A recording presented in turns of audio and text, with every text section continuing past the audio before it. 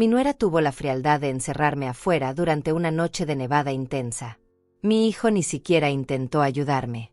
Mientras yo me congelaba del lado de afuera, mi hermano, un empresario exitoso que vivía a algunas horas de mi casa, apareció para visitarme.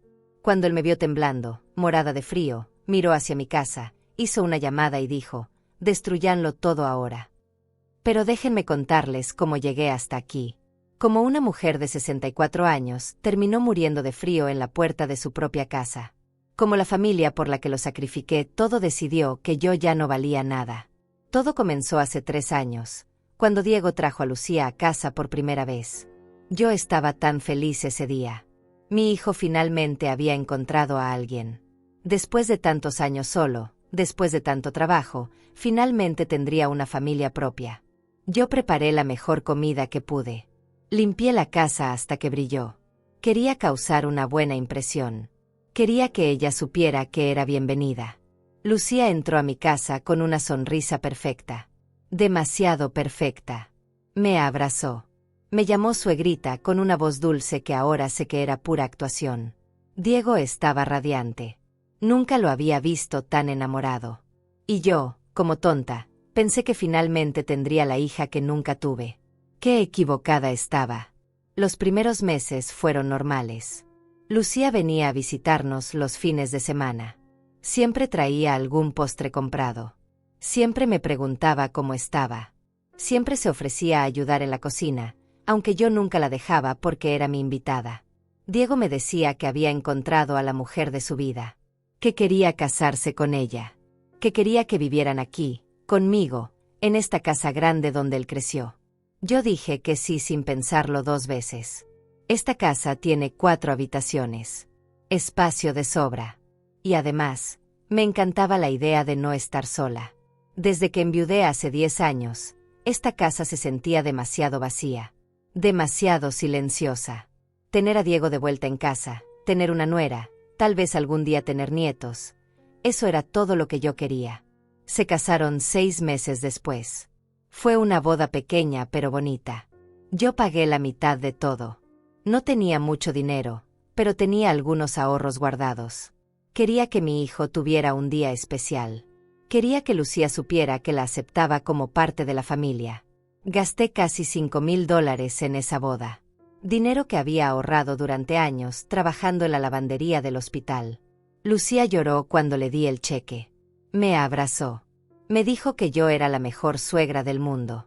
Me dijo que me iba a cuidar siempre. Que nunca me faltaría nada. Mentiras. Todo fueron mentiras. Se mudaron a mi casa una semana después de la boda. Al principio todo parecía funcionar bien.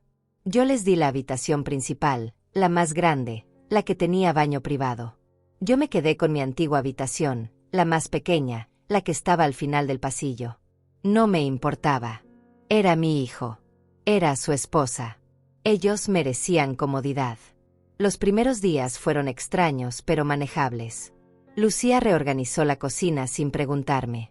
Movió mis ollas a un gabinete más alto donde yo apenas podía alcanzarlas. Cambió la disposición de los platos. Tiró algunos de mis trastes viejos diciendo que ya estaban muy gastados. Yo no dije nada. Pensé que era normal. Que ella solo quería sentirse cómoda en su nuevo hogar. Después cambió los muebles de la sala. Dijo que los míos eran demasiado viejos. Demasiado feos. Diego trajo un sofá nuevo sin consultarme. Mi viejo sofá, donde había visto crecer a mi hijo, donde había pasado noches enteras cosiendo su ropa, terminó en la basura. Lucía escogió cortinas nuevas. Pintó las paredes de un color que yo odiaba. Colgó cuadros que no significaban nada para mí. Mi casa dejó de parecerse a mi casa. Pero yo seguía sin decir nada. Pensaba que eran solo cosas materiales. Que lo importante era que estuviéramos juntos. Que Diego fuera feliz. Eso era lo único que me importaba. Entonces comenzaron las reglas. Lucía me dijo que ya no podía cocinar a las horas que yo quería. Que tenía que avisarle antes de usar la cocina. Que ella y Diego necesitaban privacidad para cenar solos. Que yo debía comer en mi habitación. Al principio era solo los viernes. Luego fueron los viernes y los sábados. Después toda la semana. Me prohibió entrar a la sala después de las 8 de la noche. Dijo que era su tiempo de pareja, que yo los incomodaba, que necesitaban espacio. Yo acepté.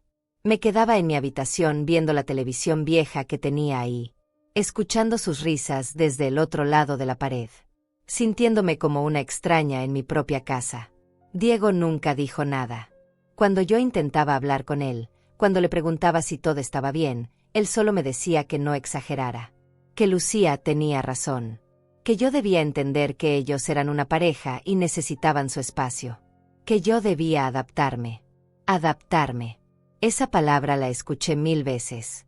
Como si yo fuera la intrusa. Como si yo fuera la que había llegado nueva a esta casa. Como si yo no hubiera pagado cada ladrillo de estas paredes con mi sudor y mi trabajo. Las cosas empeoraron cuando Lucía dejó su trabajo.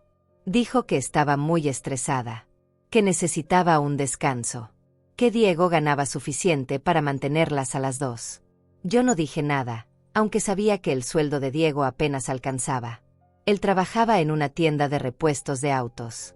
Ganaba lo justo para sobrevivir. Pero ahora tenía que mantener a su esposa que no trabajaba y que cada vez gastaba más. Lucía comenzó a pedirme dinero. Primero fueron $20 para el supermercado. Luego 50 para pagar una cuenta de luz que, según ella, había llegado muy alta. Después fueron $100 para arreglar el auto. Yo le daba el dinero de mi pensión. No era mucho. Apenas $700 al mes. Pero se lo daba porque pensaba que era mi obligación ayudar. Porque pensaba que así es como funcionan las familias. Nunca me devolvió nada. Ni un solo dólar. Y cuando yo necesitaba comprar mis medicinas, cuando le pedía que me prestara algo, ella me decía que no tenía. Que Diego y ella estaban muy justos de dinero. Que yo debía aprender a administrarme mejor. Un día llegué a casa y encontré mi habitación completamente cambiada. Habían tirado mi cama vieja y puesto una nueva más pequeña. Habían sacado mi ropero y puesto uno diminuto donde apenas cabía mi ropa. Habían quitado las fotos de mi esposo que tenía en la pared. Las fotos de Diego cuando era niño. Todo había desaparecido. Lucía me dijo que había necesitado espacio. Que iban a usar parte de mi habitación como vestidor para ella. Que yo no necesitaba tanto espacio de todas formas. Que debía estar agradecida de tener un lugar donde dormir. Ahí fue cuando algo se rompió dentro de mí. Pero incluso entonces, no dije nada. Solo asentí. Solo acepté. Porque tenía miedo. Miedo de que si protestaba, me echaran. Miedo de quedarme sin un lugar donde vivir. Miedo de perder a mi hijo para siempre. Y así pasaron 2 años. 2 años de humillaciones pequeñas que se fueron haciendo cada vez más grandes. 2 años de ser tratada como una empleada en mi propia casa. De limpiar lo que ellos ensuciaban. De cocinar y que ni siquiera me invitaran a la mesa. De escuchar como Lucía le decía a Diego que yo era una carga. Que yo estaba vieja. Que yo ya no servía para nada. Hasta que llegó esa noche. La noche de la nevada. La noche en que todo cambió. Era diciembre. El pronóstico había anunciado una tormenta de nieve fuerte, pero nadie imaginó que sería tan brutal. Las autoridades pidieron que la gente se quedara en casa. Que nadie saliera a menos que fuera absolutamente necesario. Yo había ido al supermercado temprano esa mañana para comprar provisiones. Gasté los últimos $100 que me quedaban de mi pensión en comida que sabía que Lucía y Diego comerían sin siquiera agradecerme. Cuando regresé a casa, cargando las bolsas pesadas que me hacían doler la espalda, Lucía ni siquiera me ayudó. Estaba sentada en el sofá viendo su teléfono. Ni siquiera levantó la vista cuando entré. Diego había salido a trabajar. No volvería hasta la noche. Guardé toda la compra yo sola. Organicé el refrigerador. Preparé la cena para cuando Diego llegara. Hice su comida favorita. Pollo guisado con arroz. El mismo que le hacía cuando era niño y llegaba de la escuela con hambre. El mismo que siempre le arrancaba una sonrisa. Lucía entró a la cocina cuando ya casi había terminado. Me miró con ese desprecio que ya me resultaba familiar. Me dijo que la comida olía demasiado fuerte. Que le daba asco. Que por qué no podía cocinar cosas normales como la gente decente. Le dije que era para Diego. Que a él le gustaba. Ella se rió. Una risa cruel que me atravesó el pecho. Me dijo que Diego ya no comía esas porquerías. Que ella lo había educado. Que ahora él tenía mejor gusto. Que yo debía dejar de vivir en el pasado. Tomó la olla donde había cocinado durante 2 horas y la tiró directamente a la basura. Todo. El pollo. El arroz. El cariño que había puesto en cada movimiento. Me quedé ahí parada viendo cómo desperdiciaba la comida. Viendo cómo destruía lo único que me quedaba para demostrarle a mi hijo que todavía lo amaba. No lloré. Ya no me quedaban lágrimas para Lucía. Solo me di la vuelta y salí de la cocina. Esa tarde la nieve comenzó a caer. Al principio eran copos pequeños. Lindos.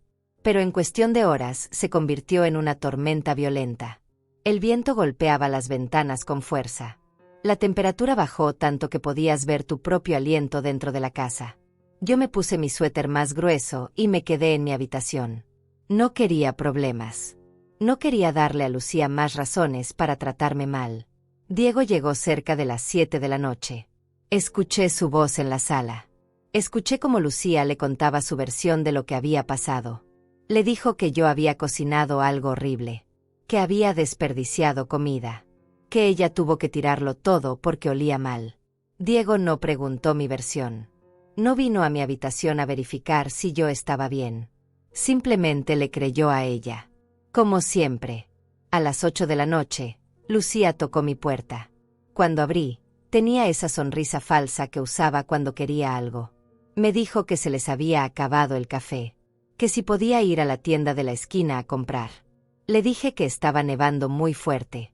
Que las calles estaban peligrosas. Que podíamos esperar hasta mañana. Su sonrisa desapareció. Me dijo que no le importaba el clima. Que ella quería su café. Que yo vivía en su casa gratis y lo mínimo que podía hacer era ayudar. Su casa. Llamó a mi casa su casa.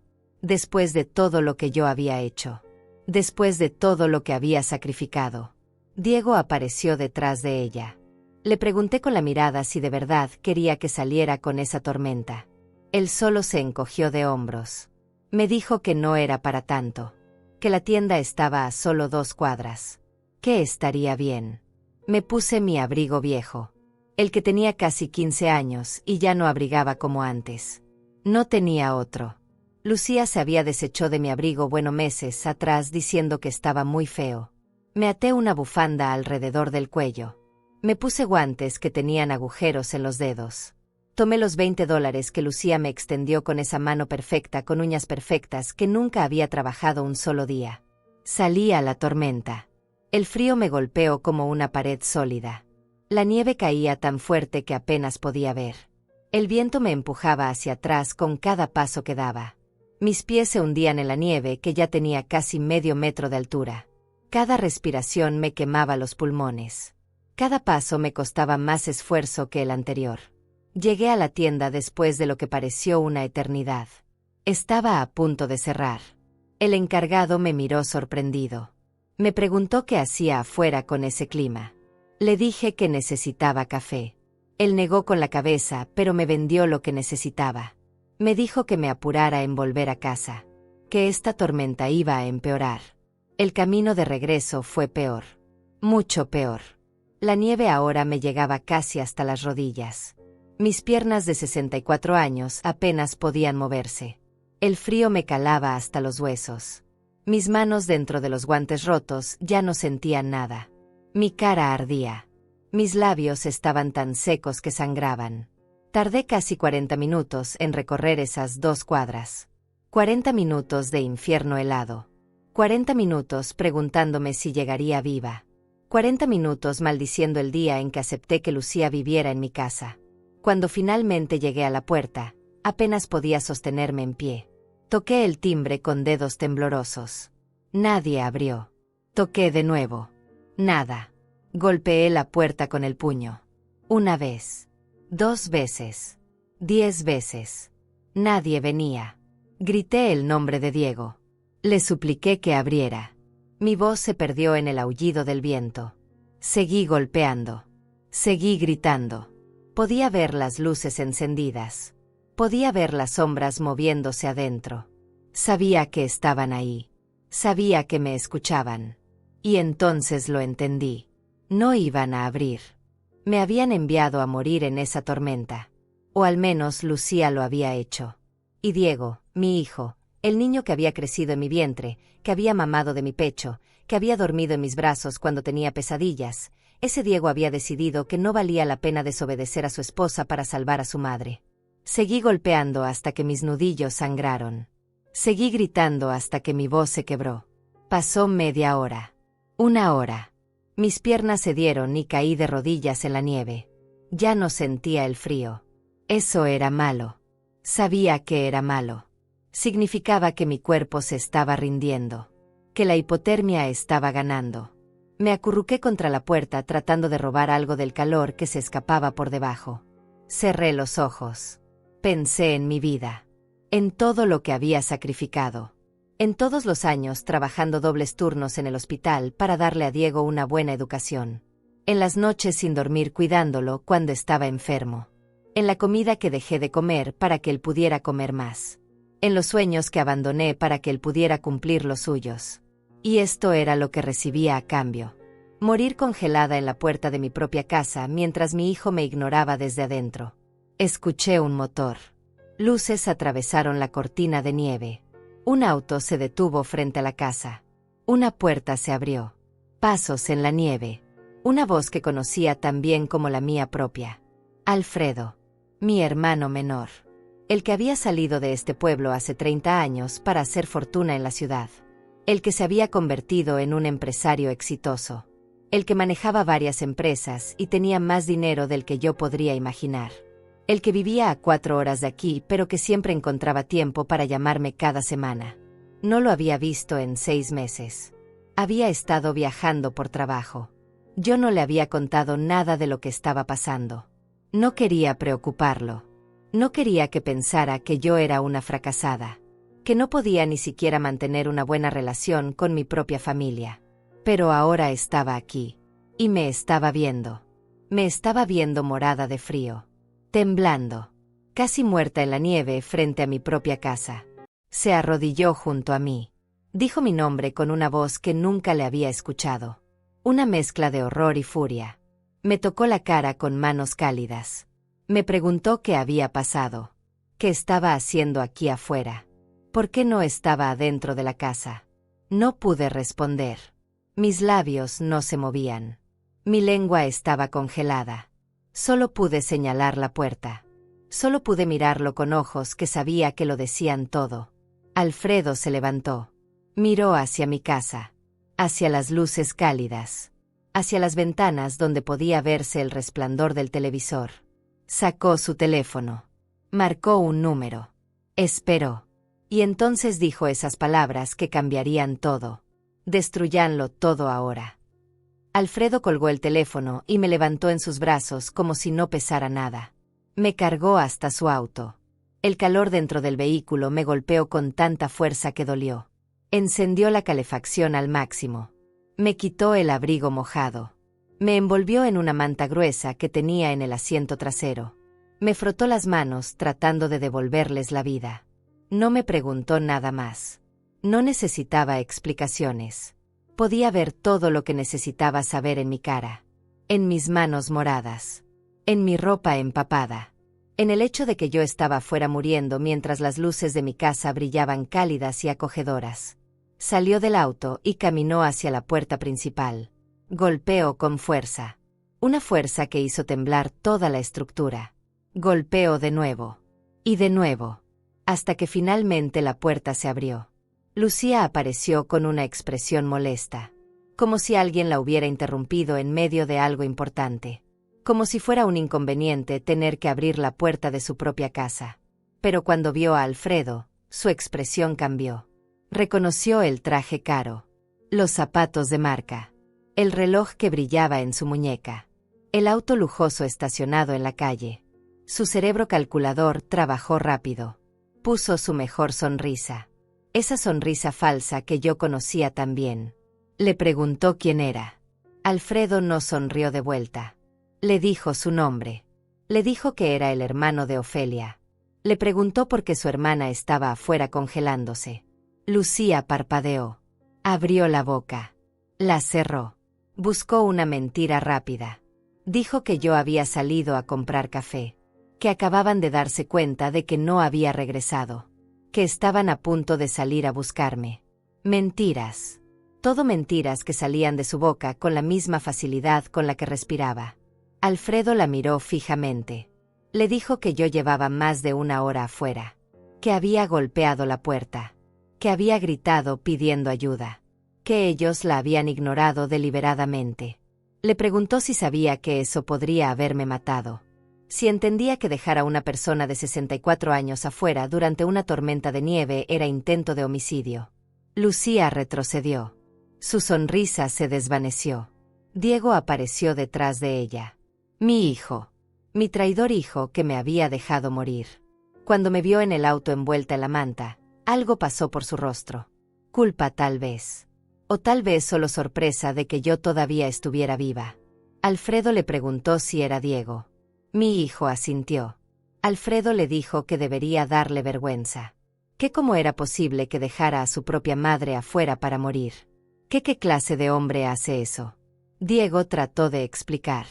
Dijo que no sabía que yo estaba afuera. Que pensó que ya había entrado. Más mentiras. Yo había golpeado esa puerta durante más de una hora. Había gritado su nombre. Era imposible que no me hubiera escuchado. Alfredo no le creyó. Le dijo que era un cobarde. Que era una vergüenza. Que yo me había sacrificado toda la vida por él y así era como me pagaba. Diego bajó la mirada. No dijo nada. No me defendió. No pidió perdón. Solo se quedó ahí parado como el hombre débil que se había convertido. Alfredo volvió al auto. Me dijo que me llevaría a un hospital. Que necesitaba atención médica. Que después hablaríamos de todo lo demás. Yo negué con la cabeza. Le dije con la poca voz que me quedaba que no quería ir a ningún hospital. Que solo quería irme de aquí. Que nunca más quería ver esta casa. Que nunca más quería ver a mi hijo. Él entendió. Arrancó el auto y nos fuimos. Dejamos atrás esa casa que había sido mi hogar durante 30 años. Esa casa que había construido con el dinero de mi trabajo. Esa casa donde había criado a mi hijo. Esa casa que ahora era mi prisión. Mi tumba. Alfredo me llevó a un hotel en el pueblo vecino. Rentó la mejor habitación. Me ayudó a llegar hasta la cama. Llamó a un médico privado que llegó en menos de media hora. El doctor me revisó. Dijo que tenía principios de hipotermia. Que mis dedos podrían haber sufrido daño permanente. Que había tenido mucha suerte de sobrevivir.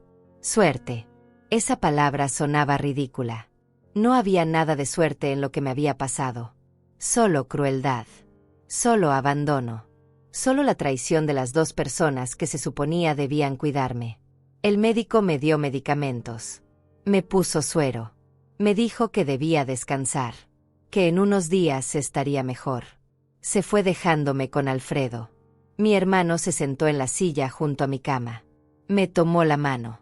Y entonces habló. Me dijo que quería saber todo. Desde el principio. Desde que Lucía había llegado a mi vida. Cada detalle. Cada humillación. Cada momento de dolor. Me dijo que necesitaba saberlo todo para poder ayudarme. Para poder hacer lo que tenía que hacer. Y yo se lo conté. Por primera vez en 2 años. Dejé salir todo. Le conté cómo Lucía había tomado control de mi casa. Cómo me trataba como sirvienta. Cómo me quitaba mi dinero. Cómo había tirado mis cosas. Cómo me había reducido a nada. Le conté cómo Diego había cambiado. Cómo ya no era mi hijo. Cómo me miraba como si fuera un problema que resolver. Le conté sobre las noches comiendo sola en mi habitación. Sobre las veces que me prohibieron usar la sala. Sobre cómo redujeron mi espacio hasta que apenas tenía lugar para dormir. Sobre el dinero que me pedían y nunca devolvían. Sobre mi pensión que desaparecía mes tras mes sin que yo viera ningún beneficio. Lloré mientras hablaba. Lloré como no había llorado en años. Todas esas lágrimas que había guardado. Todo ese dolor que había tragado. Todo salió de golpe como una herida que finalmente se abría. Alfredo escuchó en silencio. Su mandíbula se tensaba cada vez más. Sus manos se cerraban en puños. Sus ojos se oscurecían con una furia que daba miedo.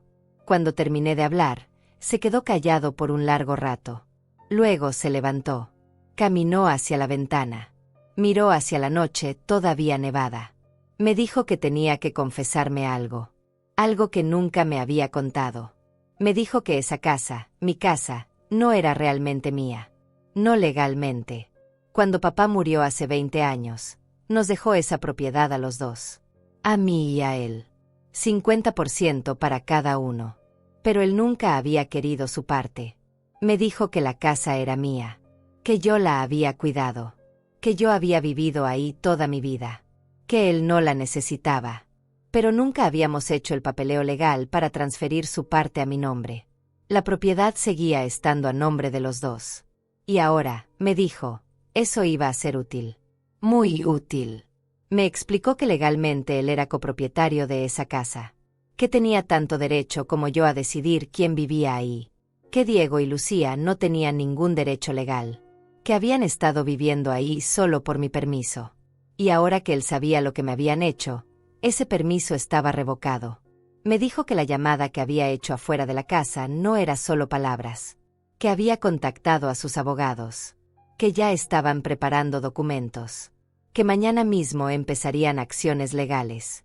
Que Diego y Lucía iban a pagar por lo que me habían hecho. Le pregunté qué significaba eso. ¿Qué iba a pasar? Alfredo me miró con una expresión que nunca le había visto. Era determinación pura. Era justicia fría. Era la furia de un hombre que acababa de descubrir que casi pierden a su hermana por culpa de dos personas crueles y egoístas. Me dijo que Diego y Lucía iban a ser desalojados. Que la casa iba a ser vendida. Que todo el dinero de la venta sería para mí. Que ellos no verían un solo centavo. Me dijo que iba a usar todos sus recursos para asegurarse de que pagaran por lo que habían hecho. Que iba a hacer visible su crueldad. Que todos en este pueblo iban a saber qué clase de personas eran. Traté de protestar. Le dije que Diego era mi hijo. Que no podía hacerle eso. Que tal vez las cosas podían arreglarse. Que tal vez si hablábamos. Alfredo me detuvo. Me dijo que dejara de proteger a quien casi me había matado. Que Diego había tenido años para defenderme. Que había elegido a Lucía sobre mí una y otra vez. Que ya no merecía mi compasión. Tenía razón. Lo sabía. Pero era difícil aceptarlo. Era mi hijo. Lo había cargado en mi vientre. Lo había traído a este mundo. Había dedicado mi vida entera a él. Y ahora tenía que aceptar que él preferiría verme muerta antes que contradecir a su esposa. Alfredo me hizo prometer que no volvería a esa casa. Que me quedaría con él hasta que todo estuviera resuelto. Me dijo que tenía una casa grande en la ciudad. Que había espacio de sobra. Que podía quedarme todo el tiempo que necesitara. Que nunca más tendría que preocuparme por dinero o por tener un techo. Que él me cuidaría como yo debía haber sido cuidada. Acepté. Porque no tenía más fuerzas para pelear. Porque estaba cansada de ser fuerte. Porque por primera vez en años, alguien me estaba ofreciendo ayuda sin pedir nada a cambio. Alguien me estaba tratando con dignidad. Con respeto. Con amor. Esa noche dormí mejor de lo que había dormido en años. A pesar del dolor en mi cuerpo. A pesar del trauma de casi morir congelada. Dormí porque sabía que estaba segura. Que alguien me estaba cuidando. Que ya no estaba sola. A la mañana siguiente desperté con todo el cuerpo dolorido. Cada músculo protestaba. Mis dedos todavía estaban hinchados y me ardían. Tenía moretones en las rodillas de haber caído en la nieve. Mi garganta estaba tan irritada que apenas podía tragar. Pero estaba viva. Contra todo pronóstico, estaba viva. Alfredo ya estaba despierto. Había pedido desayuno al servicio del hotel. Café caliente. Pan tostado. Huevos revueltos. Fruta fresca. Me senté en la cama y comí despacio. Todo sabía diferente. Mejor. Como si el simple hecho de no estar en esa casa le diera otro sabor a la comida. Mi hermano me dijo que sus abogados ya estaban trabajando. Que habían pasado la noche preparando documentos. Que hoy mismo irían a entregar la notificación de desalojo. Le pregunté cuánto tiempo tendrían Diego y Lucía para salir. Me dijo que 72 horas. 3 días. En 3 días mi hijo estaría en la calle. Sentí un nudo en el estómago. Era mi hijo. A pesar de todo. A pesar de lo que me había hecho. Seguía siendo el niño que había criado. El que había cuidado cuando tuvo varicela. El que había consolado cuando le rompieron el corazón por primera vez. El que había aplaudido cuando se graduó de la secundaria. Alfredo vio mi expresión. Me dijo que no sintiera lástima. Que ellos no habían sentido lástima por mí cuando me dejaron morir afuera. Que si él no hubiera llegado esa noche, yo estaría muerta. Y Diego estaría adentro de esa casa caliente sin siquiera preguntarse dónde estaba su madre. Tenía razón. Sabía que tenía razón. Pero el corazón de una madre no funciona con lógica. Funciona con amor. Un amor tonto que no se apaga ni siquiera cuando te están destruyendo. 2 horas después llegaron los abogados. 3 hombres en trajes perfectos con maletines de cuero. Se presentaron conmigo. Me trataron con un respeto que había olvidado que existía. Me llamaron señora Méndez. Me preguntaron cómo me sentía. Me pidieron permiso para sentarse. Como si yo importara. Como si mi opinión tuviera valor. Me explicaron la situación legal. La casa estaba a nombre de Alfredo y mío. Diego no tenía ningún derecho de propiedad. Lucía tampoco. Habían estado viviendo ahí como invitados. Y los invitados pueden ser expulsados cuando los dueños lo decidan. Me mostraron los documentos. Todo estaba ahí. Certificados de propiedad. Registros públicos. Pruebas irrefutables de que esa casa era nuestra. Me explicaron que presentarían una demanda de desalojo inmediato basada en abuso hacia uno de los propietarios. Que tenían pruebas. El reporte médico de anoche. Las fotografías que Alfredo había tomado de mí cuando me encontró. Mi testimonio. Me preguntaron si estaba de acuerdo. Si quería proceder. Miré a Alfredo. Él me tomó la mano. Me dijo que era mi decisión. Que él me apoyaría hiciera lo que hiciera. Pero que si decidía seguir adelante, él se aseguraría de que Diego y Lucía nunca más pudieran hacerme daño. Pensé en todas las noches llorando sola en mi habitación. En todas las comidas que había cocinado y que Lucía tiró a la basura. En todo el dinero que me habían quitado. En todas las humillaciones. En todas las veces que me sentí menos que nada en mi propia casa. Y pensé en esa noche. En el frío. En la certeza de que iba a morir. En la cara de mi hijo mirándome sin hacer nada. Firmé los documentos. Los abogados se fueron directo a mi casa. Alfredo y yo nos quedamos en el hotel. Me dijo que era mejor así. Que no debía estar presente cuando entregaran los papeles. Que sería difícil. Que probablemente Diego intentaría contactarme. Me pidió que no contestara. Que dejara que los abogados manejaran todo. Pasaron 2 horas. Mi teléfono comenzó a sonar. Era Diego. Dejé que sonara. Llamó 5 veces. Luego empezaron los mensajes. Decían que necesitaba hablar conmigo urgentemente. Que los abogados habían llegado. Que había un malentendido. Que necesitábamos resolver esto en familia. En familia. Esa palabra me dio risa. Una risa amarga que me salió de lo más profundo. Ahora éramos familia. Ahora que había consecuencias. Ahora que él estaba en problemas. Pero anoche cuando yo moría del otro lado de la puerta, no éramos familia. Alfredo me quitó el teléfono. Lo apagó. Me dijo que era mejor así. Que no tenía que escuchar sus excusas. Que no tenía que dejarme manipular otra vez. Me conocía bien. Sabía que yo era débil cuando se trataba de Diego. Que con unas palabras bonitas, con unas cuantas lágrimas, yo podría ceder. Podría perdonar. Podría volver a ese infierno. No me dejó. Me protegió de mi propia debilidad. Al día siguiente los abogados regresaron con noticias. Diego y Lucía habían recibido la notificación oficial. Tenían 72 horas para desalojar la propiedad. Si no lo hacían voluntariamente, la policía vendría a sacarlos por la fuerza. Además, habían presentado una demanda civil contra ambos por abuso financiero y emocional hacia un adulto mayor. Me explicaron que en este estado, el abuso hacia personas mayores de 60 años era un delito grave. Que podían enfrentar cargos criminales. que además de perder la casa, podrían terminar con antecedentes penales, que todo dependía de cuánta evidencia pudieran reunir. Les di acceso a todo. A mis estados de cuenta bancarios, donde se veía cómo mi pensión desaparecía mes tras mes. A los recibos de las cosas que había pagado para esa casa. A los mensajes donde Lucía me pedía dinero. A todo. Los abogados se fueron con cajas llenas de evidencia.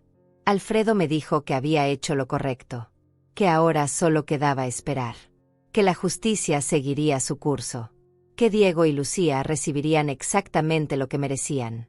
Esa tarde decidimos dar un paseo. La nieve había parado. El sol brillaba haciendo que todo se viera limpio y nuevo. Caminamos por el centro del pueblo. Entramos a una cafetería. Pedimos chocolate caliente. Nos sentamos junto a la ventana viendo pasar a la gente. Alfredo me contó sobre su vida, sobre sus negocios, sobre los lugares que había visitado. Me mostró fotos en su teléfono. Fotos de ciudades hermosas, de oficinas elegantes, de una vida que yo nunca había imaginado. Me dijo que podía ser parte de esa vida si yo quería, que su casa tenía una habitación de invitados que nadie usaba, que podía ser mía, que podía vivir ahí todo el tiempo que quisiera, para siempre si así lo deseaba. Le pregunté por qué hacía todo esto, por qué gastaba tanto dinero en abogados. ¿Por qué se tomaba tantas molestias por mí? Me miró como si hubiera dicho algo absurdo. Me dijo que porque era su hermana. Porque me amaba. Porque cuando éramos niños y papá bebía demasiado, yo lo protegía. Cuando mamá estaba demasiado cansada, yo le preparaba la cena. Cuando tenía miedo en la noche, yo dejaba que durmiera en mi cama. Me dijo que nunca había olvidado eso. Que todo lo que había logrado en la vida era en parte gracias a mí. Porque yo le había dado seguridad cuando era niño. Porque yo había creído en él cuando nadie más lo hacía. Porque yo le había prestado dinero de mis propios ahorros cuando decidió irse del pueblo para estudiar. Dinero que él había devuelto multiplicado por 10 años después, pero que yo había dado sin esperar nada a cambio. No recordaba haberle prestado ese dinero. Habían sido solo $300. Nada importante. Pero para él había significado todo. Había sido la diferencia entre poder irse o quedarse atrapado en este pueblo sin futuro. Y ahora estaba aquí pagándome de vuelta. No con dinero. Con justicia. Con dignidad. Con amor fraternal. Lloramos los dos en esa cafetería. No nos importó que la gente nos mirara. No nos importó nada más que ese momento. Dos hermanos que se habían reencontrado. Dos personas que se amaban de verdad. Sin condiciones, sin manipulaciones, sin crueldad. Volvimos al hotel cuando ya estaba oscureciendo. Mi teléfono había estado apagado todo el día. Alfredo dijo que era hora de encenderlo, que probablemente habría mensajes, que era mejor enfrentarlos de una vez. Tenía razón. Había 32 llamadas perdidas, 58 mensajes, todos de Diego. Algunos de Lucía también. Los leí con Alfredo a mi lado. Los primeros mensajes de Diego eran educados. Decía que necesitábamos hablar, que esto era un malentendido, que podíamos arreglarlo. Luego se volvieron más desesperados. Decía que no tenían a dónde ir, que no tenían dinero para rentar otro lugar, que necesitaban más tiempo, que yo no podía hacerles esto. Los últimos mensajes eran diferentes. Eran furiosos. Me decía que era una malagradecida, que él me había dado techo durante 2 años, que yo le debía a él, no al revés, que todo esto era culpa de Alfredo, que mi hermano me había lavado el cerebro, que yo estaba cometiendo un error del que me arrepentiría. Los mensajes de Lucía eran peores. Me insultaba. Me llamaba vieja amargada. Decía que yo siempre había sido un problema, que ella había tenido paciencia conmigo durante 2 años, que ahora mostraba mi verdadera cara, que era una víbora, que merecía morir sola. Alfredo leyó los mensajes por encima de mi hombro. Su expresión se endureció. Tomó mi teléfono. Escribió una respuesta. Un solo mensaje para ambos. Decía que cualquier comunicación futura debía ser a través de los abogados. Que no me molestaran más. que si continuaban acosándome, habría una orden de restricción. Luego bloqueó ambos números. Me sentí aliviada. Asustada también. Pero principalmente aliviada. Ya no tenía que lidiar con ellos. Ya no tenía que escuchar sus excusas. Ya no tenía que cargar con la culpa que intentaban ponerme encima. Esa noche cenamos en el restaurante del hotel. Alfredo pidió una botella de vino. Brindamos. Por nuevos comienzos. Por la justicia. Por la familia que nos cuida de verdad. Comí más de lo que había comido en meses. Me sentía extraña. Ligera. Como si me hubieran quitado un peso enorme de los hombros. El tercer día llegó más rápido de lo que esperaba. Era el último día que Diego y Lucía tenían para abandonar la casa. Los abogados llamaron temprano para confirmar que irían a supervisar el desalojo. Me preguntaron si quería estar presente. Dije que no. No podía. No tenía las fuerzas para ver a mi hijo salir de esa casa cargando sus cosas. Alfredo decidió ir él. Dijo que alguien tenía que asegurarse de que se llevaran solo lo que era suyo. Que no dañaran nada. Que no se robaran cosas de valor. Me quedé en el hotel esperando. Cada minuto se sentía eterno. Me imaginaba la escena. Diego cerrando cajas. Lucía gritando insultos. Los abogados parados en la puerta asegurándose de que todo se hiciera según la ley. Alfredo regresó 4 horas después. Venía serio. Se sentó frente a mí y me contó todo. Diego y Lucía habían empacado lo mínimo. Ropa principalmente. Algunos electrónicos. Lucía había intentado llevarse cosas que claramente eran mías.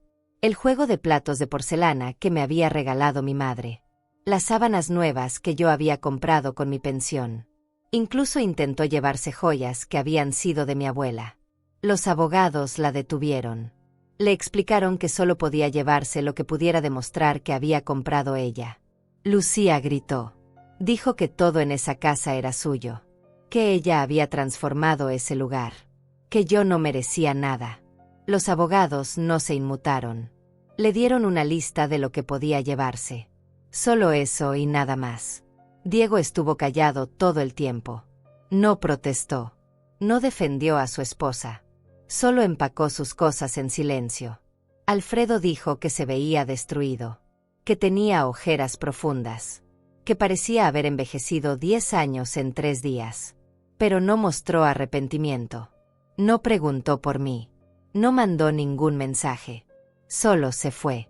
Lucía fue diferente hasta el final. Cuando ya estaban saliendo, se volteó hacia Alfredo. Le dijo que esto no quedaría así. Que me arrepentiría de haberlos echado. Que Diego era mi único hijo y que ahora lo había perdido para siempre. Que moriría sola y abandonada. Que nadie iría a mi funeral. Alfredo le respondió con una calma helada. Le dijo que Lucía había intentado matar a su hermana. Que la había dejado morir de frío afuera de su propia casa. Que ella era quien debería estar preocupada por su futuro. Que los cargos criminales seguían en pie. Que cuando terminara con ellos, nadie en este pueblo querría contratarlos. Que su reputación quedaría destruida para siempre.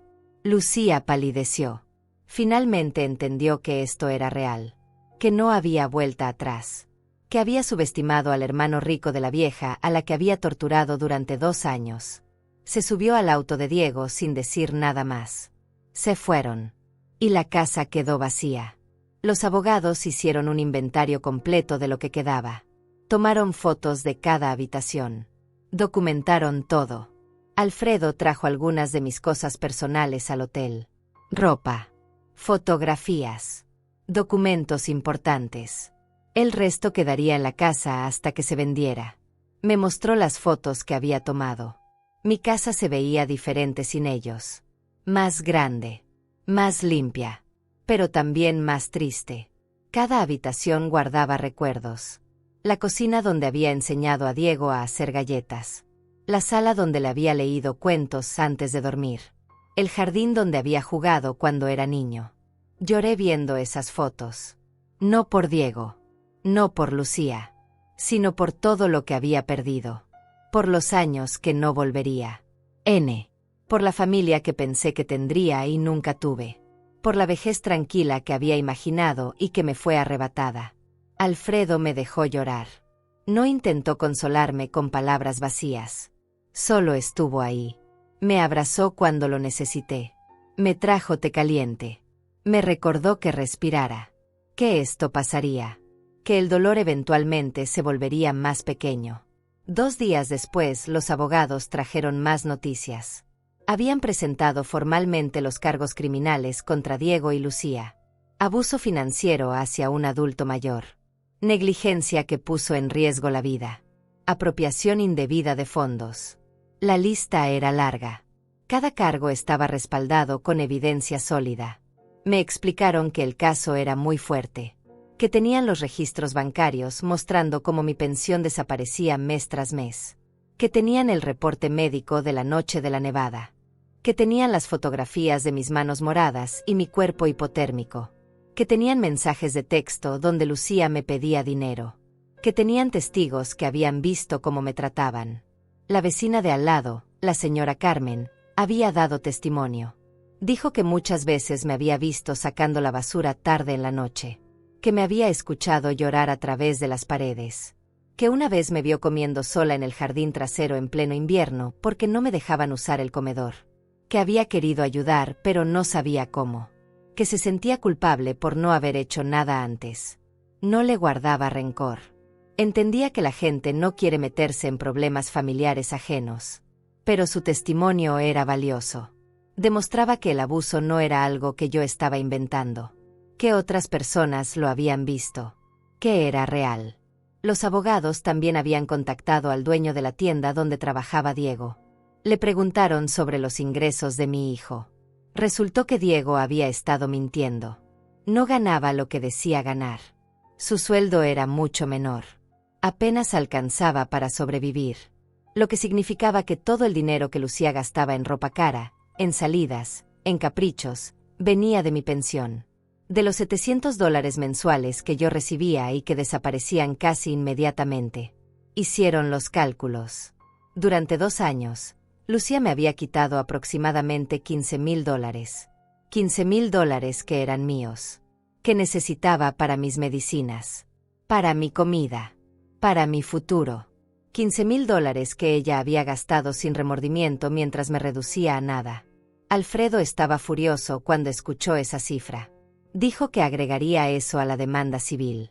Que Diego y Lucía tendrían que devolverme hasta el último centavo.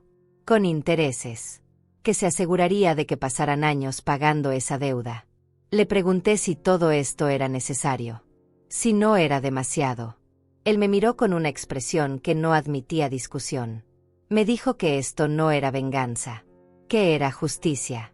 Que Diego y Lucía habían cometido crímenes. Que habían abusado de mí sistemáticamente. Que casi me habían matado. Que merecían enfrentar las consecuencias de sus acciones. Tenía razón. Pero era difícil aceptarlo. Era difícil ver a mi hijo como un criminal. Verlo no como la víctima de una esposa manipuladora, sino como un cómplice. Como alguien que había elegido activamente participar en mi destrucción. La siguiente semana fue un torbellino de actividad legal. Diego y Lucía contrataron un abogado. Un hombre barato que trabajaba desde una oficina pequeña y sucia. Intentaron pelear el desalojo. Argumentaron que tenían derechos como residentes de largo plazo. Que no podían ser echados sin más tiempo. Que yo estaba siendo cruel. El juez rechazó cada argumento. Los documentos eran claros. La casa era de Alfredo y mía. Diego y Lucía no tenían ningún derecho legal. Además, había evidencia de abuso. El juez les dijo que tenían suerte de no estar en la cárcel todavía. Que el desalojo era lo mínimo que podían esperar. Que enfrentaran los cargos criminales con seriedad porque el Estado no tomaba a la ligera el abuso hacia adultos mayores. Salieron de la corte derrotados. Su abogado les había advertido que el caso estaba perdido desde el inicio. Que la evidencia era demasiado fuerte. Que su única opción era declararse culpables y negociar una sentencia menor. Pero Lucía se negaba. Insistía en que ella no había hecho nada malo. Que yo era una exagerada. Que todo esto era una persecución injusta. Su abogado renunció 2 días después. Dijo que no podía representar a alguien que se negaba a ver la realidad, que Lucía era su peor enemiga, que si seguía así, terminaría en prisión. Diego y Lucía se quedaron sin representación legal. No tenían dinero para contratar otro abogado. Alfredo se había asegurado de eso. Había contactado a varios abogados del área explicándoles el caso. Ninguno quería tocarlos. Nadie quería defender a dos personas que habían dejado a una anciana morir de frío.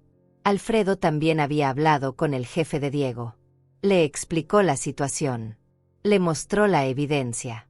Le dijo que Diego era un abusador. El jefe despidió a Diego esa misma tarde.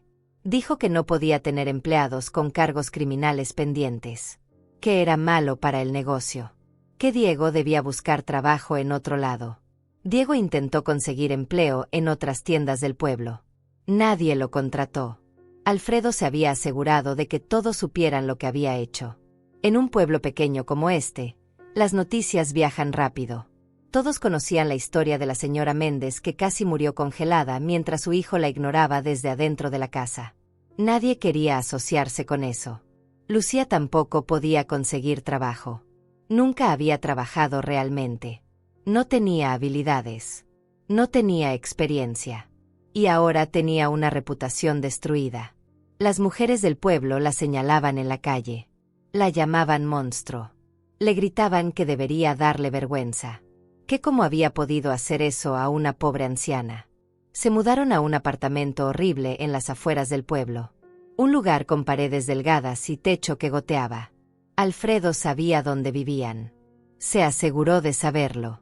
Dijo que era importante mantenerlos vigilados. Que gente desesperada hace cosas desesperadas. Yo no quería saber nada de ellos. No quería imaginarlos sufriendo. No quería sentir lástima. Porque cada vez que empezaba a sentir algo parecido a la compasión, recordaba esa noche. El frío. La nieve. Mis manos moradas golpeando la puerta. Mi voz quebrada gritando el nombre de mi hijo. Y la certeza de que iba a morir sola mientras él estaba caliente adentro sin hacer nada. Eso mataba cualquier compasión que pudiera sentir. Pasó un mes desde aquella noche. Un mes en el que mi vida cambió completamente. Alfredo cumplió su promesa. Me llevó a vivir con él a la ciudad. Su casa era enorme. 3 pisos. 6 habitaciones. Jardines perfectamente cuidados. Una cocina más grande que toda mi antigua sala. Era como vivir en una revista. Me dio la habitación de invitados del 2º piso. Tenía su propio baño. Un vestidor espacioso. Una cama tan cómoda que las primeras noches no pude dormir porque no estaba acostumbrada a tanta suavidad. Ventanas enormes que daban al jardín. Cortinas elegantes que podía abrir y cerrar cuando quisiera. Era mi espacio. Nadie me decía a qué hora podía entrar o salir. Nadie me prohibía usar la cocina. Nadie me trataba como si fuera invisible. Por primera vez en años, me sentía como una persona. Como alguien que importaba. Alfredo contrató a una señora para que viniera a limpiar 3 veces por semana. Me dijo que yo no tenía que hacer nada. Que solo debía descansar y recuperarme. Al principio me sentía inútil. Estaba acostumbrada a trabajar. A limpiar, a cocinar, a ser útil. Pero poco a poco aprendí a relajarme, a disfrutar de despertar sin angustia, a tomar café en el jardín viendo los pájaros, a leer libros que había querido leer durante años, pero nunca tuve tiempo. Mi hermano trabajaba mucho. Salía temprano y regresaba tarde, pero siempre cenábamos juntos. Me contaba sobre sus negocios, sobre las personas con las que trabajaba. Me pedía mi opinión sobre cosas. Me hacía sentir incluida en su vida. Me trataba como a una igual, no como a una carga. Los fines de semana íbamos a restaurantes bonitos, a museos, a parques. Me compró ropa nueva, vestidos elegantes que nunca había usado, zapatos cómodos pero hermosos. Me llevó al salón de belleza. Me arreglaron el cabello. Me hicieron las uñas. Me sentí como una persona nueva. O tal vez como la persona que siempre debía haber sido.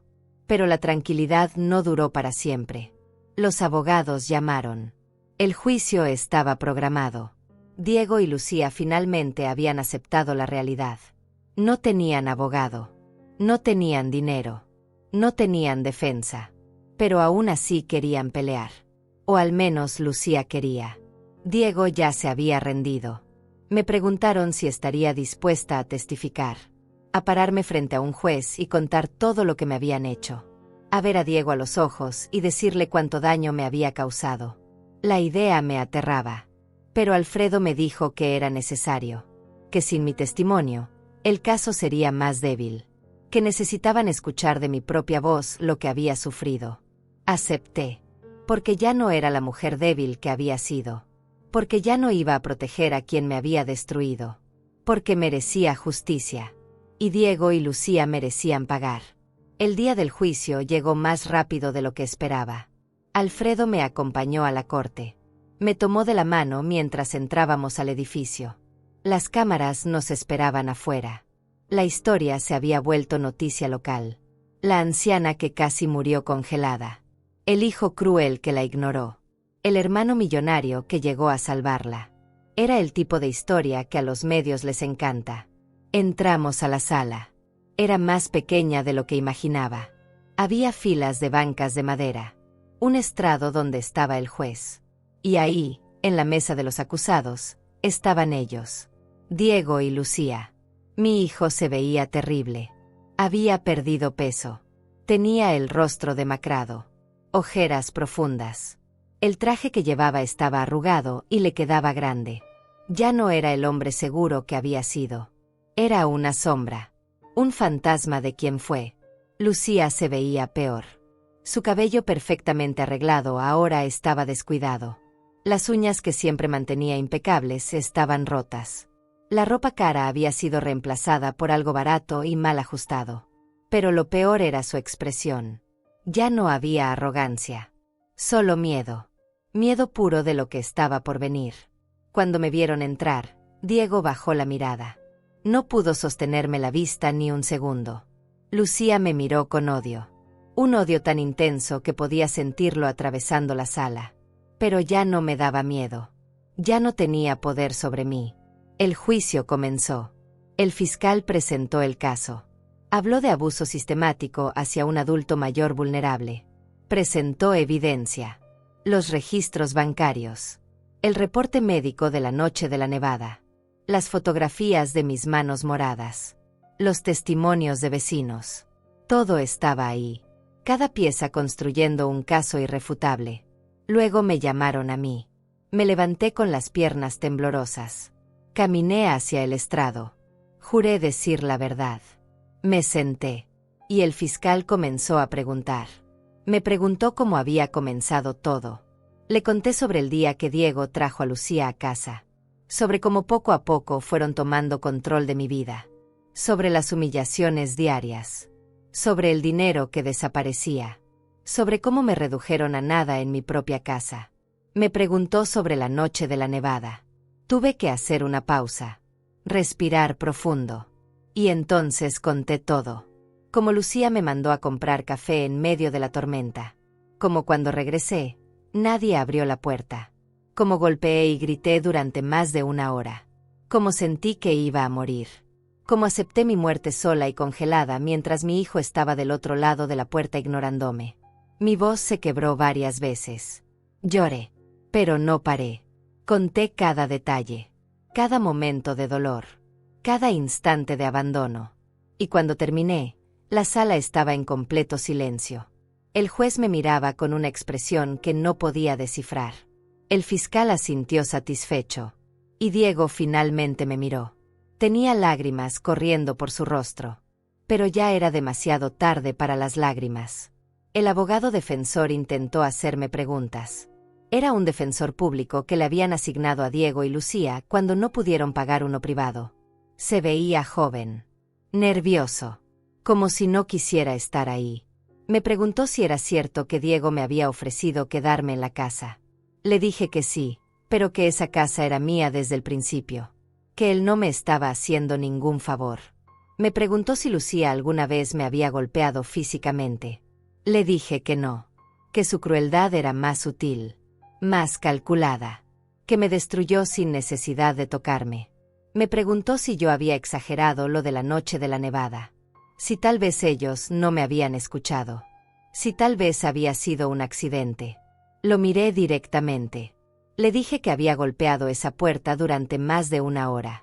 Que había gritado hasta quedarme sin voz. Que las luces estaban encendidas. Que el televisor estaba sonando. Que era imposible que no me hubieran escuchado.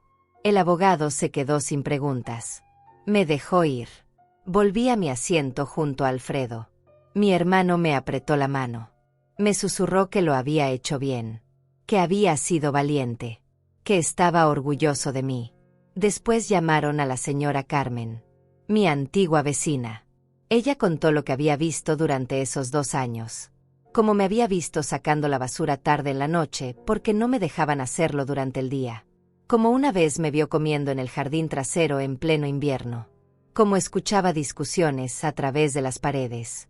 Como Lucía me gritaba tratándome de inútil y de carga. Dijo que la noche de la nevada ella también había escuchado. Que escuchó mis golpes en la puerta. Mis gritos. Que pensó en salir a ayudarme, pero tenía miedo. Que se arrepentía de no haber hecho nada. Que esa culpa la perseguiría siempre. El juez le agradeció su honestidad. Llamaron al médico que me había atendido esa noche. Él presentó el reporte completo. Hipotermia en estado avanzado. Daño en los tejidos de las manos y los pies. Deshidratación severa. Trauma emocional. Dijo que había sido un milagro que sobreviviera. Que 15 minutos más afuera y probablemente habría muerto. Que quien sea que me hubiera dejado en esas condiciones había puesto mi vida en riesgo deliberadamente. Lucía intentó interrumpir.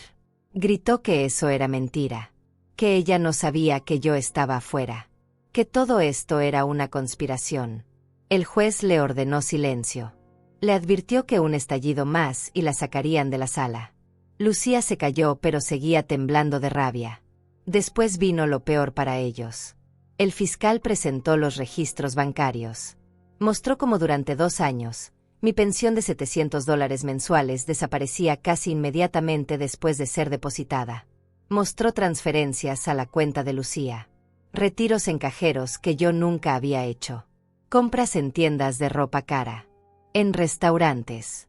En salones de belleza. El total era devastador. $17,000. No 15 como habían calculado inicialmente. $17,000 de mi dinero que Lucía había gastado mientras yo no tenía ni para comprar mis medicinas. El fiscal también presentó mensajes de texto. Conversaciones donde Lucía le decía a sus amigas que yo era una vieja tonta. Que era fácil sacarme dinero. Que Diego era demasiado débil para detenerla. Que pronto se desharían de mí completamente. Que la casa sería toda suya. Esos mensajes destruyeron cualquier defensa que pudieran tener. Demostraban premeditación. Demostraban malicia. Demostraban que Lucía no solo había abusado de mí por conveniencia, sino que lo había disfrutado. Que había planeado quitarme todo, incluyendo mi vida. Diego fue llamado al estrado. Se veía destrozado. El fiscal le preguntó si sabía lo que Lucía le estaba haciendo a su madre. Diego dijo que sí. Que lo sabía. Que no había hecho nada para detenerlo. El fiscal le preguntó por qué. Diego se quedó en silencio por un largo rato. Finalmente habló. Dijo que amaba a Lucía.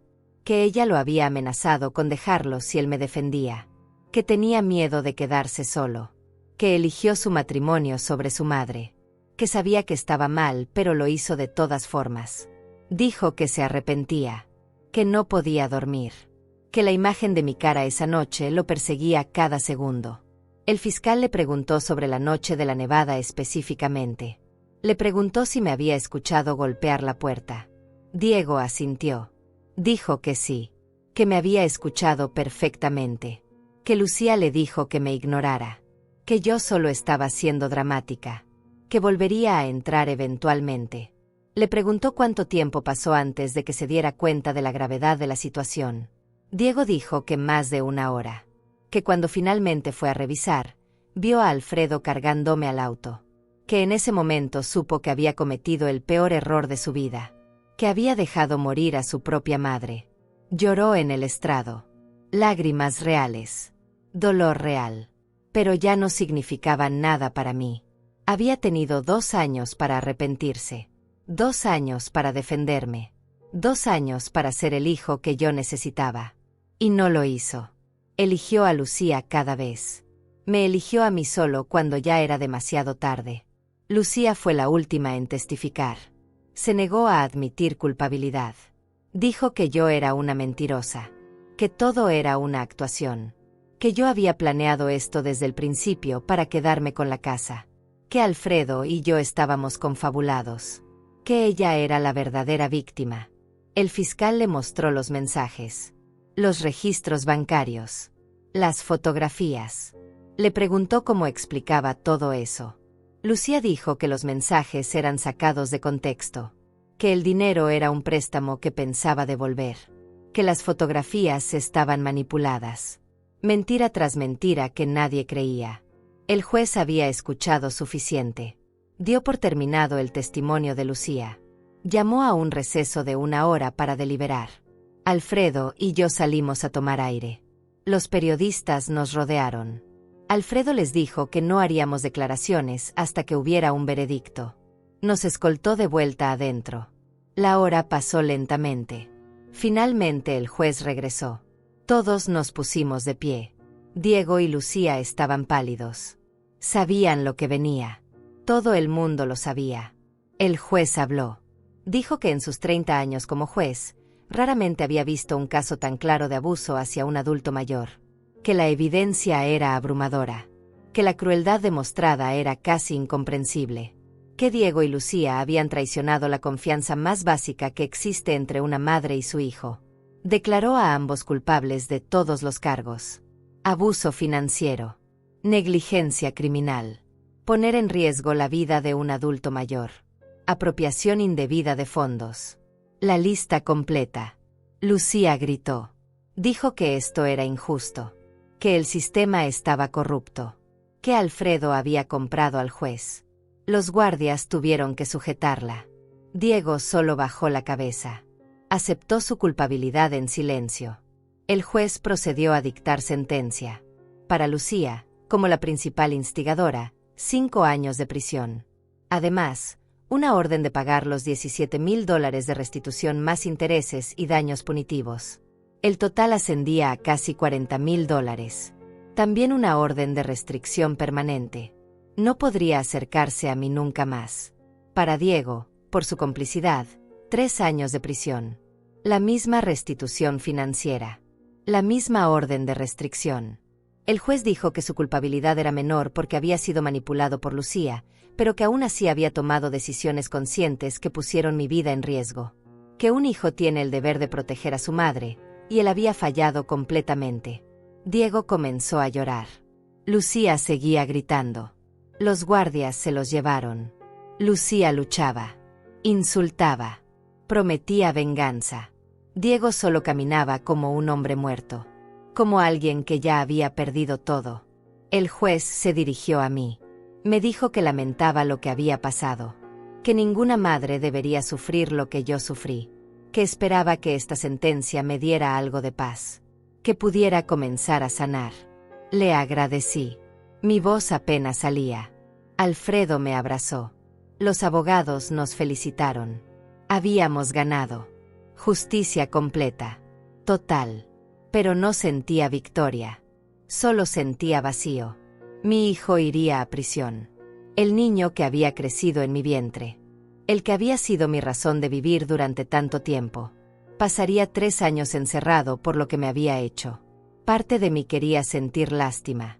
Quería perdonar. Pero otra parte, la parte que había estado congelándose esa noche, la parte que había sido humillada durante 2 años, esa parte sabía que esto era lo correcto.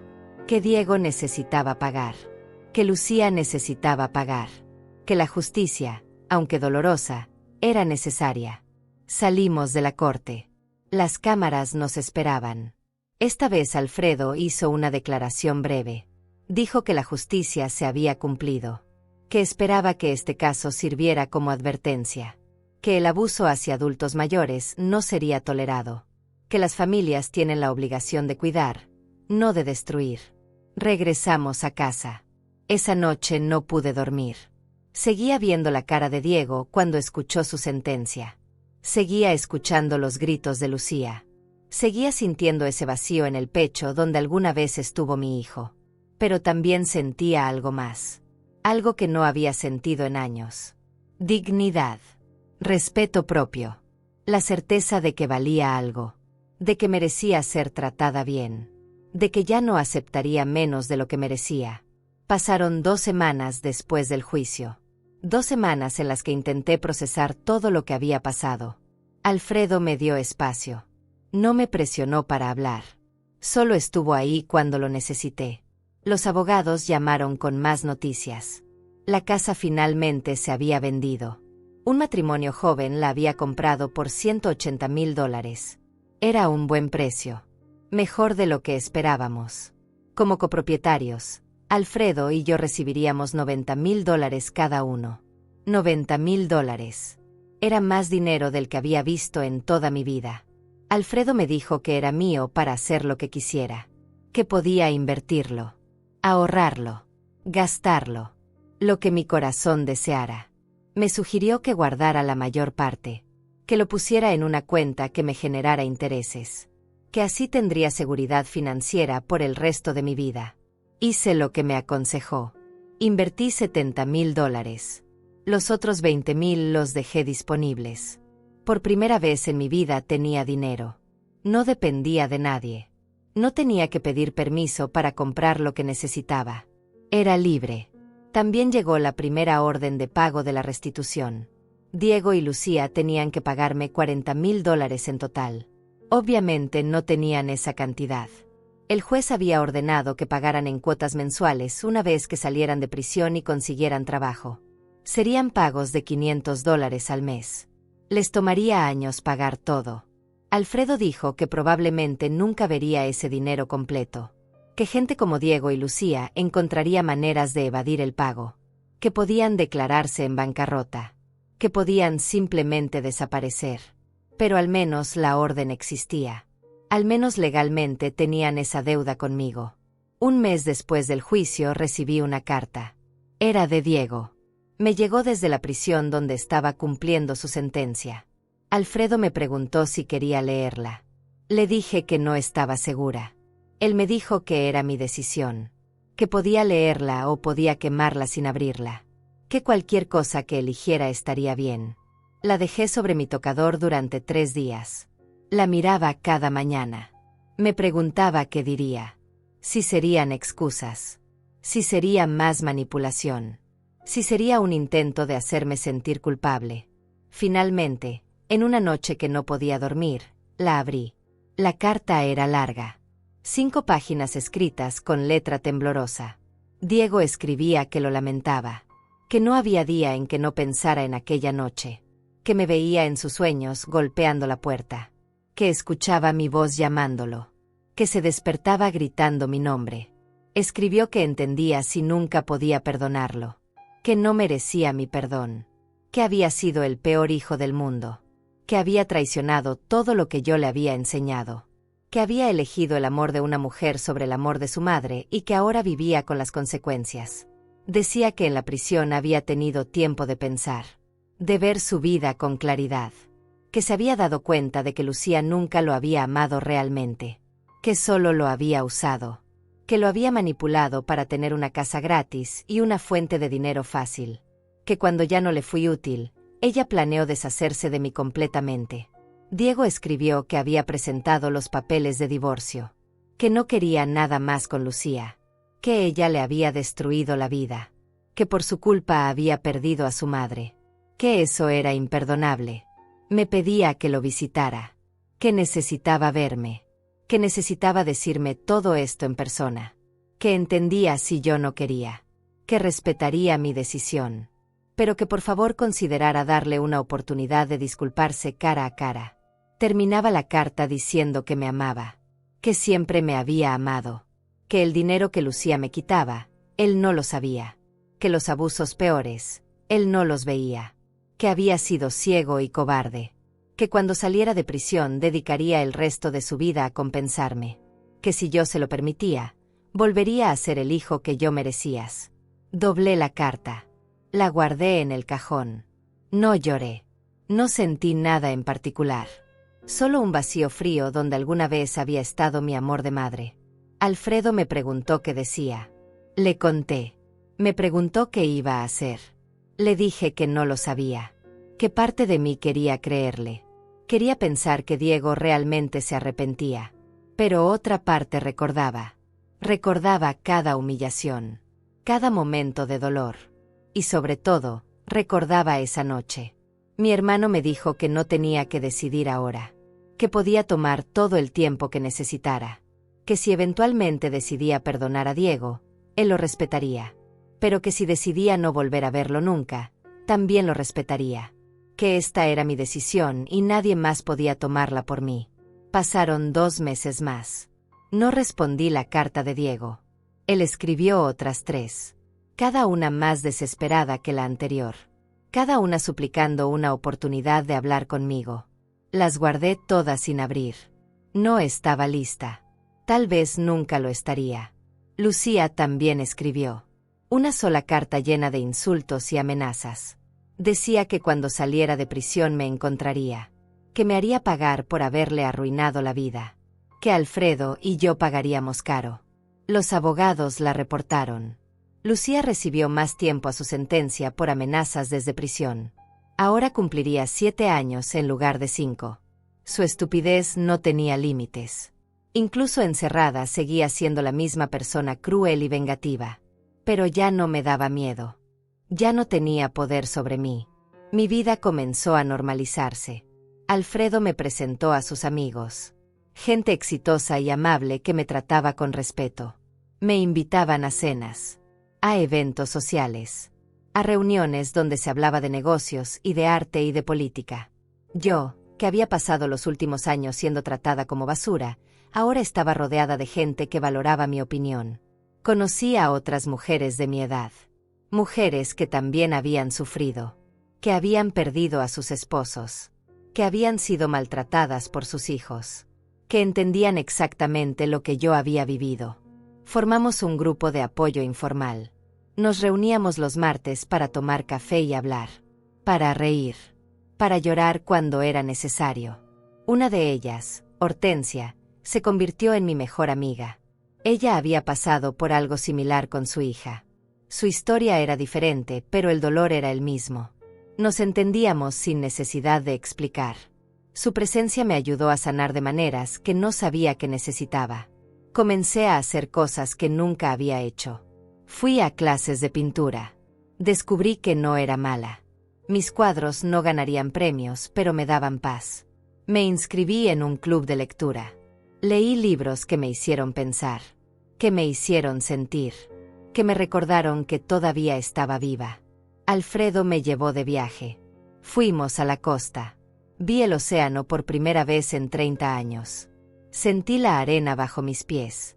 El agua fría tocando mis tobillos. El sol en mi cara. Lloré de felicidad. De libertad. De gratitud por estar viva para experimentar esto. Mi hermano tomó una foto de mí ese día. Estoy parada frente al mar con los brazos abiertos. Sonriendo. Realmente sonriendo. No una sonrisa falsa o forzada. Una sonrisa real de alguien que finalmente ha encontrado paz. Esa foto está ahora en mi habitación. La veo cada mañana. Me recuerda quién soy ahora. No la mujer rota que casi murió en la nieve. No la madre traicionada. Sino Ofelia. Una mujer de 64 años que sobrevivió. Que peleó. Que ganó. Han pasado 6 meses desde el juicio. 6 meses desde que mi vida cambió para siempre. 6 meses en los que he aprendido a vivir de nuevo. Diego sigue escribiendo. Sus cartas llegan cada 2 semanas. Ya no las abro. Las guardo en una caja en el fondo de mi armario. Tal vez algún día tenga la fuerza para leerlas. Tal vez algún día pueda perdonar. Pero ese día no es hoy. Y tal vez nunca llegue. Alfredo me preguntó hace unas semanas si quería ir a visitarlo a la prisión. Le dije que no estaba lista para ver a mi hijo detrás de las rejas. Que no estaba lista para escuchar sus disculpas. Que necesitaba más tiempo. Mi hermano entendió. Siempre entiende. La casa donde viví durante 30 años ahora tiene una familia nueva. Paso por ahí a veces cuando visito el pueblo. Veo a los niños jugando en el jardín. Veo las cortinas nuevas en las ventanas. Veo una vida que no es la mía. Y ya no me duele. Es solo una casa. Un edificio de ladrillos y madera. Los recuerdos dolorosos se quedan con Diego y Lucía, no conmigo. Lucía cumple su sentencia en silencio ahora. Después de que le añadieron 2 años por las amenazas, finalmente entendió que cada acción tiene consecuencias. Los guardias me dijeron que se porta bien, que trabaja en la lavandería de la prisión, que no causa problemas. Supongo que hasta ella puede aprender eventualmente. El dinero de la restitución comenzó a llegar hace un mes. Depósitos pequeños de $100. Alfredo me dijo que venían de la cuenta de trabajo penitenciario de Diego, que él estaba trabajando en la prisión y enviando todo lo que ganaba para pagarme. $100 al mes. Le tomarán 33 años pagar la deuda completa a ese ritmo. No necesito ese dinero.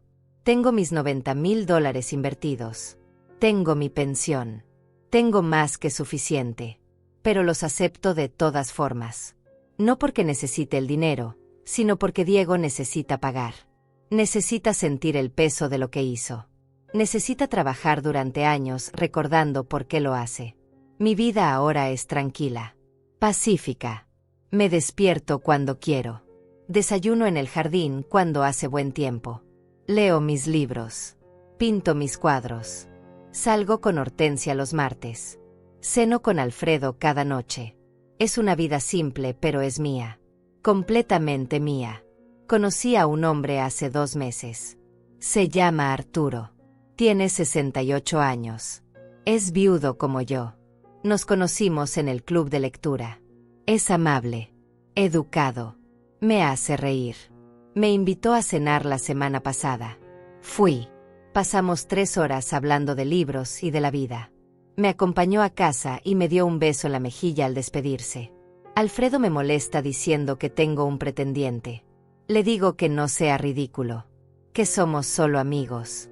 Pero la verdad es que Arturo me hace sentir algo que no había sentido en años. Me hace sentir vista, apreciada, como si todavía fuera una mujer con valor más allá de ser madre o abuela. Hace una semana recibí una llamada del abogado. Me dijo que Diego había solicitado una audiencia de apelación, que estaba tratando de reducir su sentencia argumentando buena conducta, que era poco probable que lo lograra, pero que tenía derecho a intentarlo. Me preguntó si quería estar presente en esa audiencia. Le dije que no, que ya no quería estar en salas de tribunal, que ya no quería ver a mi hijo suplicando, que esa parte de mi vida estaba cerrada. El abogado dijo que lo entendía, que él se encargaría de todo, que me mantendría informada. Diego perdió la apelación. El juez dijo que 3 años era una sentencia justa considerando la gravedad de sus acciones, que el hecho de que ahora se portara bien en prisión no borraba lo que había hecho, que cumpliera su tiempo completo y tal vez entonces podría reconstruir su vida. Mi hijo todavía tiene 2 años y medio de cárcel por delante. 2 años y medio para pensar en lo que hizo, para entender el daño que causó, para convertirse en un hombre mejor. Si es que eso es posible. A veces me pregunto si fui demasiado dura, si debía haber sido más comprensiva, si debía haber aceptado sus disculpas. Pero entonces recuerdo el frío. Recuerdo mis manos moradas golpeando la puerta. Recuerdo 2 años de humillaciones. Recuerdo sentir que era menos que nada. Y sé que no fui demasiado dura. Fui exactamente lo dura que necesitaba ser. Alfredo me preguntó ayer si era feliz. Me tomó por sorpresa. Nadie me había preguntado eso en años. Pensé en mi respuesta. Miré mi vida ahora. Mi habitación hermosa. Mi libertad. Mis amigos. Mi tranquilidad. Arturo y sus mensajes dulces. Las tardes pintando. Los libros que leo. Las conversaciones significativas. La dignidad que recuperé. Le dije que sí, que era feliz. Y lo decía en serio. Por primera vez en años, era genuinamente feliz. No una felicidad perfecta. Todavía cargo con el dolor de lo que perdí. Todavía tengo noches donde sueño con esa nevada. Todavía veo la cara de Diego en mis pesadillas. Pero a pesar de todo eso, soy feliz. Porque aprendí algo importante. Aprendí que el amor de una madre no tiene que ser incondicional hasta el punto de la autodestrucción. Aprendí que puedo amar a mi hijo y aún así negarme a dejar que me lastime. Aprendí que merezco respeto. Que merezco dignidad. Que merezco vivir sin miedo en mi propia casa. Aprendí que a veces la familia que eliges es más importante que la familia que te tocó. Alfredo eligió cuidarme. Eligió protegerme. Eligió amarme incondicionalmente sin pedir nada a cambio. Hortensia eligió ser mi amiga. Arturo eligió conocerme y ver valor en mí. Esa es mi familia ahora. Diego tendrá su oportunidad cuando salga de prisión. Si genuinamente ha cambiado, si realmente entiende lo que hizo, tal vez podamos construir algo nuevo. No la relación madre-hijo que tuvimos antes. Esa murió la noche de la nevada. Pero tal vez algo diferente. Algo basado en respeto mutuo en lugar de obligación. Pero eso será en 2 años y medio. Y hasta entonces, vivo mi vida. Disfruto cada día. Agradezco cada momento de paz. Celebro cada pequeña victoria. Como el primer cuadro que vendí la semana pasada. Como la cena deliciosa que Arturo me preparó. Como la risa que compartí con Hortensia. Como el abrazo de Alfredo cada noche antes de dormir. Esta es mi vida ahora. No es la vida que planeé. No es la vida que soñé cuando era joven y me imaginaba rodeada de hijos y nietos. Pero es mi vida. Y es suficiente. Es más que suficiente. Es todo lo que necesito. Ofelia Méndez, 64 años, sobreviviente, luchadora, mujer libre. Esa soy yo. Y finalmente, después de tanto tiempo, estoy orgullosa de ser yo.